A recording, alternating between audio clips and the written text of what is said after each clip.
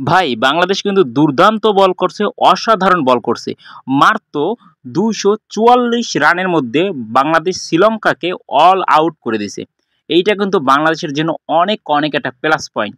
এখন বাংলাদেশের বোলাররা যা করার দরকার ছিল, বাংলাদেশের বোলাররা কিন্তু তাই করে দিছে। বিশেষ করে তাসকিন আহমেদ, দুর্দান্ত ভাইয়ে তুমি বোলিং করছো। এত সুন্দর যে তুমি বোলিং করছো, যতই তোমার প্রশংসা করব অতই কম হয়ে যাবে। এরপরে তানজিদ মানে হ্যাঁ জুনিয়র তামিম মানে sorry junior Shakib, junior Shakib যে বলগুলো করছে অসাধারণ ছিল। শান্ত বল করছে, সুন্দর বল করছে, ঠিক আছে। তো ক্যাপ্টেন মিরাজের ক্যাপ্টেন্সি, বোলিং যে ক্যাপ্টেন্সিটা করছে, অসাধারণ বোলিং ক্যাপ্টেন্সিটা করছে।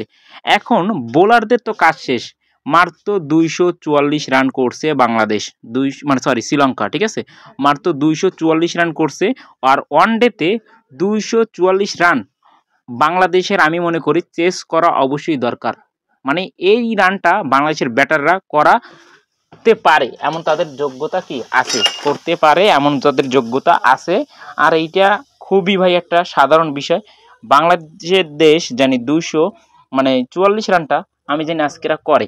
কারণ কি, আজকে যদি ভাই বাংলাদেশের ম্যাচটা যদি আপনারা হাইরে যান, মানে ব্যাটিং লাইন যদি খারাপ হয়, বাংলাদেশ যদি আজকেরা হাইরে যান, তাহলে ভাই দুই একটা যে মানে দর্শক আছে না, সেই দর্শকগুলোও কিন্তু চলে যাবে, ঠিক আছে। সেই দর্শকগুলোকেও আর পাবেন না।